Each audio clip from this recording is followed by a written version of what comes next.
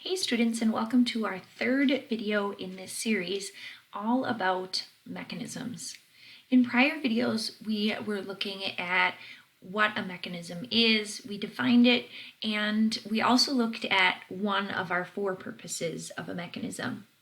In this video, we will be looking at our second purpose of a mechanism. Our second purpose of a mechanism is to change the type of movement. Now, this is a pretty tricky concept because we have to learn a little bit of new vocabulary, and then we have to know some information about the mechanism before we can figure out if the type of movement is actually changed. As we look at changing of movement in a mechanism, we have two learning targets that we will be focusing on.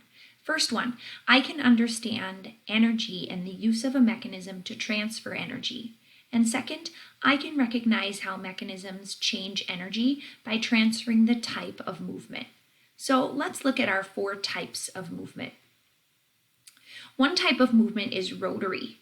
Rotary is often called spinning motion.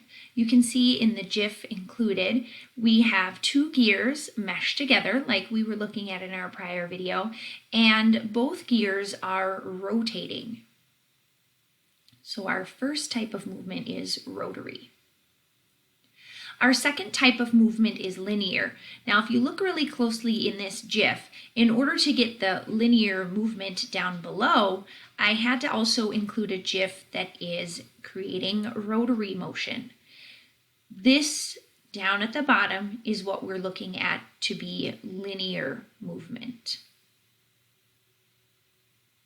or movement in a straight line. Our third type of movement is reciprocating. Reciprocating movement is any movement that goes back and forth, like the spring and hammer in this GIF. Reciprocating movement can be in a vertical fashion, but you can also have reciprocating movement that is horizontal, or any degree in between. And our fourth type of movement is one of my favorites.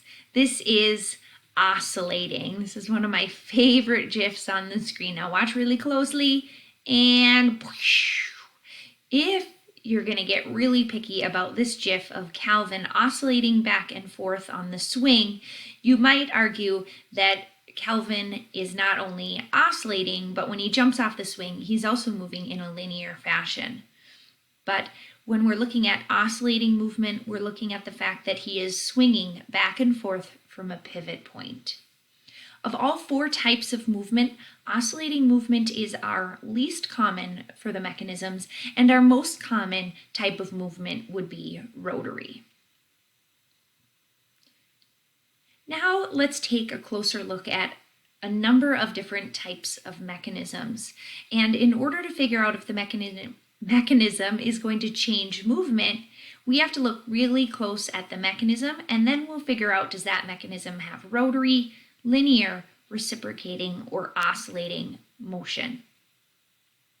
In this first GIF, you can see we have two gears meshed together on a perpendicular or 90-degree angle.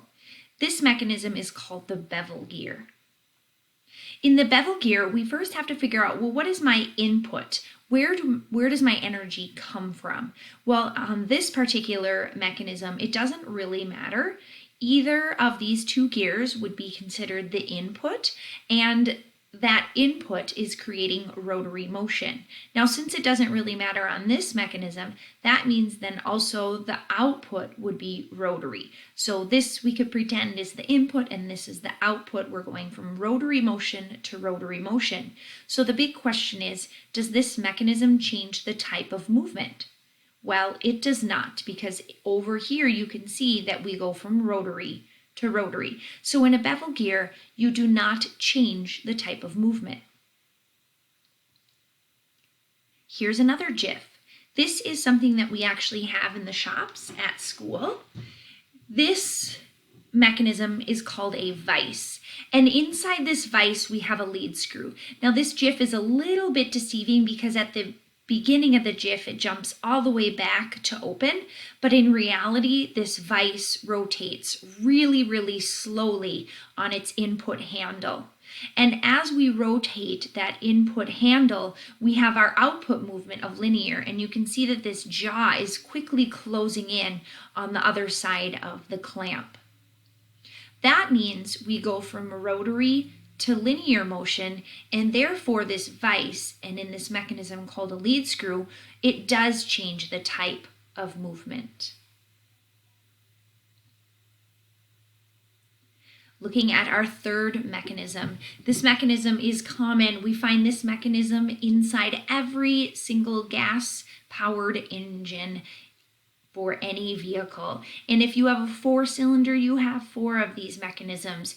If you have a V8, you have 8 of these mechanisms. This mechanism is a piston, or this specific thing is a piston, and the mechanism is a crank and slider.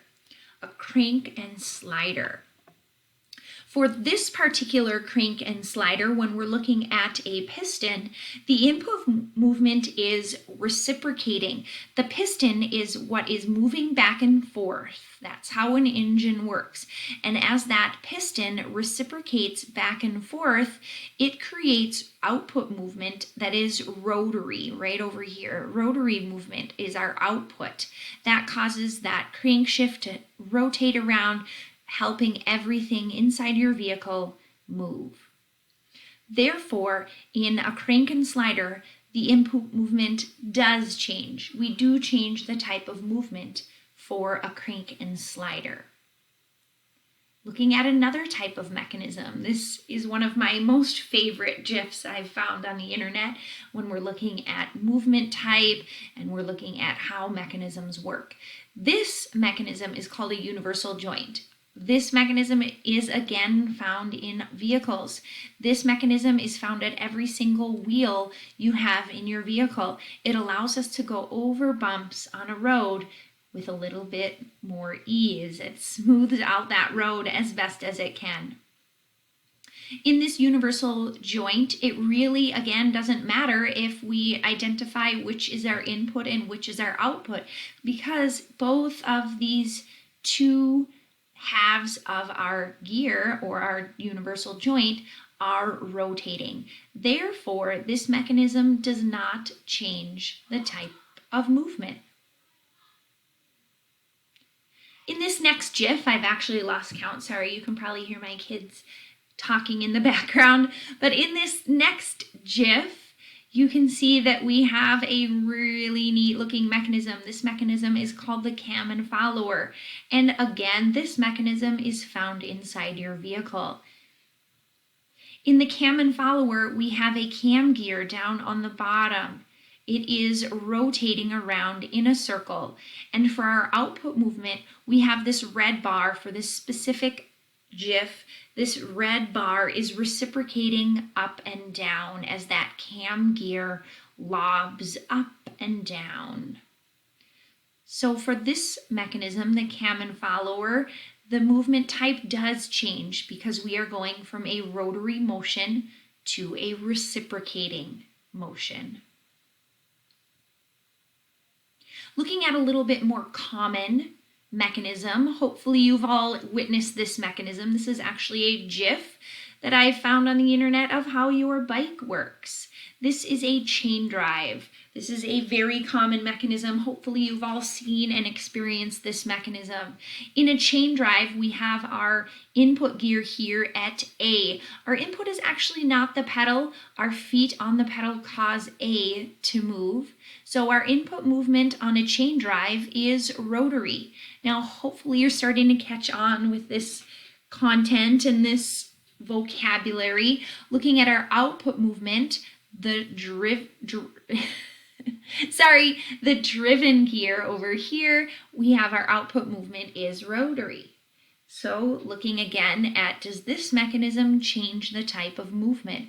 Well, because we're going from rotary to rotary, it does not change the type of movement. Looking at another mechanism, there are 11 that we cover this quarter. Looking at this next mechanism, this is called the rack and pinion. In the rack and pinion, you will find this mechanism in a car as well. This is actually the steering system inside a vehicle. The rack and pinion mechanism for our input is typically this gear right here. This is like you steering the wheel of your car. And as you steer the wheel of your car, you are rotating that steering wheel. And that is creating rotary motion. The output movement on this particular rack and pinion is linear. You can see that it is going in one direction as this gear spins in one direction. It is not reciprocating, which is a common wrong guess for the rack and pinion, because in order for us to change that output movement direction, we have to change the input movement direction. Therefore, the output movement on a rack and pinion is linear and not reciprocating. So this mechanism does in fact change the type of movement because we are changing from rotary to linear. I do believe this is our final GIF that we're going to be looking at in this short video. This mechanism is the worm and wheel. Now, if you have a boat with a trailer, you may have experienced the worm and wheel. The worm and wheel mechanism is found on the front of a boat trailer. The worm and wheel is really what mechanism we use inside a winch. That winch that's on the front of your boat trailer that slowly pulls your boat out of the water. For our worm and wheel, we have this worm gear. Oops, I flipped them around. Sorry, I didn't. It's been a long day. This worm gear up on top for this particular mechanism is our input movement. You can see that it is rotating quite quickly. So our input is our worm gear. Down on the bottom, we have our output gear. You can see that this output gear is rotating. However, it is rotating very slowly, which we will be looking at in another video. But we have our worm gear rotating. We have our wheel gear rotating. Therefore, this mechanism does not change the type of movement. So here is what you need to do next. On Schoology, we have our Quick Quiz 2. I would like you to complete that Quick Quiz 2 in Schoology after watching this video. Please feel free to have this video up in one tab and have your Schoology Quick Quiz open in another tab, referencing this video and looking at the vocab on the screen, pausing as you go. To complete the quick quiz, there will be a short video in there as well for what it looks like to be successful for that assignment.